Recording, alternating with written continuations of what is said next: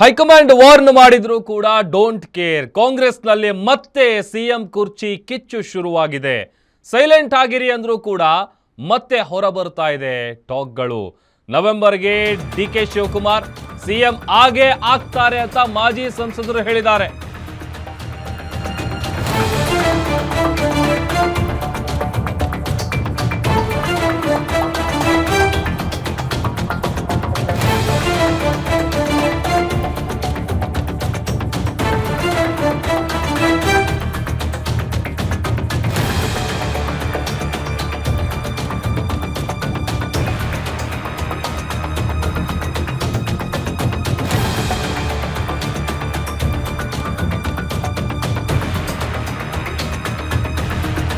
ಪದೇ ಪದೇ ಕಾಂಗ್ರೆಸ್ ಸರ್ಕಾರದಲ್ಲಿ ಸಿಎಂ ಬದಲಾವಣೆಯ ವಿಚಾರಕ್ಕೆ ಸಂಬಂಧಪಟ್ಟಂತಹ ಹೇಳಿಕೆಗಳು ಆಗಾಗ ಮುನ್ನೆಲೆಗೆ ಬರ್ತಾ ಇರುತ್ತೆ.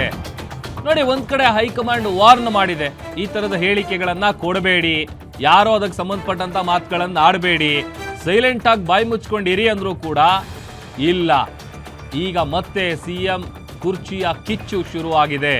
ನವೆಂಬರ್ಗೆ ಡಿಸಿಎಂ ಡಿಕೆ ಶಿವಕುಮಾರ್ ಮುಖ್ಯಮಂತ್ರಿಗಳು ಆಗೇ ಆಗ್ತಾರೆ ಅಂತ ಮಾಜಿ ಸಂಸದ ಮಂಡ್ಯದಲ್ಲಿ ಎಲ್.ಎನ್. ಶಿವರಾಮೇಗೌಡ ಅವರು ಸ್ಫೋಟಕ ಹೇಳಿಕೆಯನ್ನ ಕೊಟ್ಟಿದ್ದಾರೆ. ನವೆಂಬರ್ಗೆ ಡಿಕೆಶಿ ಸಿಎಂ ಆಗುವಂತಹ ಎಲ್ಲಾ ಲಕ್ಷಣ ಇದೆ, ನವೆಂಬರ್ನಲ್ಲಿ ಕ್ರಾಂತಿ ಆಗೋದು ಗ್ಯಾರಂಟಿ ಅಂತ ಶಿವರಾಮೇಗೌಡ ಅವರು ಹೇಳಿದ್ದಾರೆ. ಸ್ಫೋಟಕವಾದಂತಹ ಹೇಳಿಕೆ. ಈಗ ಆಲ್ರೆಡಿ ಇದಕ್ಕೆ ಸಂಬಂಧಪಟ್ಟಂತ ಅನೇಕ ನಾಯಕರುಗಳು ಈ ವಿಚಾರವನ್ನ ಹೇಳ್ತಾ ಇರ್ತಾರೆ. ಎಗೇನ್ ಅದೇ ಕೆಲಸವನ್ನ ಎಲ್.ಎನ್. ಶಿವರಾಮೇಗೌಡರು ಕೂಡ ಮಂಡ್ಯದಲ್ಲಿ ವಿಚಾರ ಹೇಳಿದ್ದಾರೆ.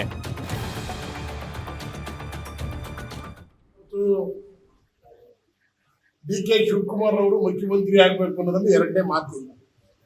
ಅದನ್ನು ತೀರ್ಮಾನ ಮಾಡೋರು ಯಾರು? ಹೈಕಮಾಂಡ್. ಹೈಕಮಾಂಡ್ ಅವರು ಯಾವಾಗ ಯಾವ ಹಂತದಲ್ಲಿ ಏನ್ ಮಾಡಬೇಕು ಅಂತ ಗೊತ್ತಿಲ್ಲ.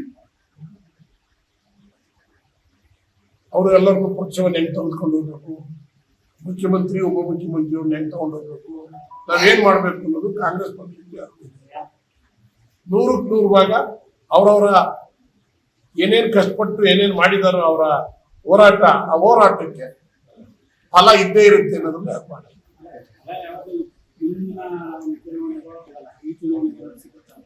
ನನಗೆ ತಿಳಿದ ಮಟ್ಟಿಗೆ ಈ ನವೆಂಬರ್ನಲ್ಲಿ ಇದು ಇದಕ್ಕೆ ಒಂದು ಅಂತಿಮ ಆಡ್ಬೋದು ಅಂತ ಕಾಂಗ್ರೆಸ್ ಡಿಕೆಶಿ ಅವರು ಸಿಎಂ ಆಗ್ತಾರೆ ಅಂತ ನಾವೆಲ್ಲ ಅಂದ್ಕೊಂಡಿದ್ವಿ. ನಾವೆಲ್ಲ ಹಳೆ ಮೈಸೂರಿನ ಭಾಗದವರು. ಡಿಕೆ ನಮಗೆ ತಿಳಿದ ಮಟ್ಟಿಗೆ ಹೈಕಮಾಂಡ್ ಅಲ್ಲಿ 2.5 ವರ್ಷ ಅವರು 2.5 ವರ್ಷ ಇವರು ಅಂತ ಹೇಳಿದ್ರು ಅಂತ ಹೇಳಿದ್ರು. ನವೆಂಬರ್ನಲ್ಲಿ ಡಿಕೆ ಮುಖ್ಯಮಂತ್ರಿ ಆಗ್ತಾರೆ ಅಂತ ನಿಮ್ಮ ಹಾಗೆ ಆಗ್ತಾರೆ ಅನ್ನೋದು ನಮಗೆ ಒಂದು ಸಿಕ್ಕಿರ್ತಕ್ಕಂಥ ಮಾಹಿತಿ. ಇವತ್ತು